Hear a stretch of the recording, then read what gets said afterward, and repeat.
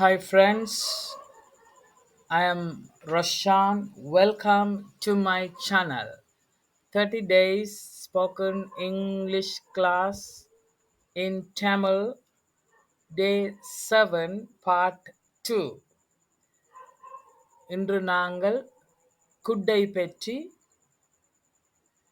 கற்கப் போகிறோம்.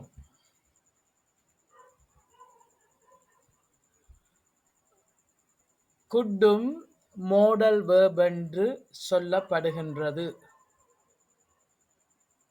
முதலாவது பாவனை குட்டுண்ட a more polite way of asking for permission. அனுமதி கேட்பதற்கான மிகவும் more polite way பண்பான வழிமுறையாக குட்ட பாவிக்கலாம். உதாரணமாக could I speak to Mr. Christie please? தயவு செய்து திரு கிறிஸ்டி அவர்களுடன் கதைக்கலாமா? தொடர்ந்து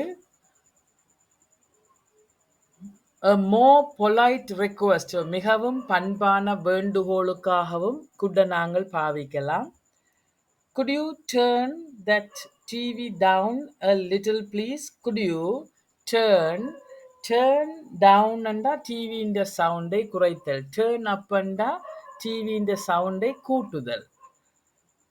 Could you turn that TV down a little? கொஞ்சம் TV த சவுண்டை தயவு செய்து குறைக்க முடியுமா?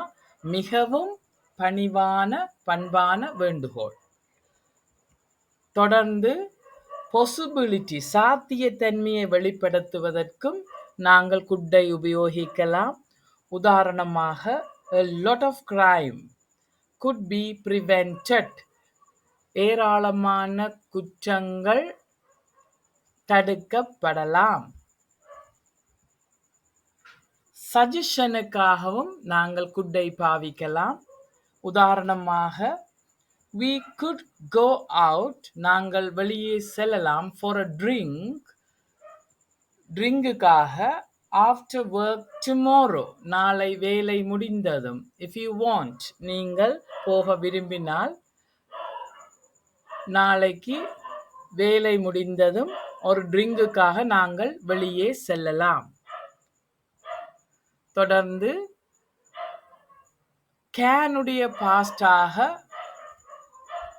ஆஃப் கேன் குட் என்பது கேனுடைய பாஸ்ட் என்று அழைக்கப்படுகிறது.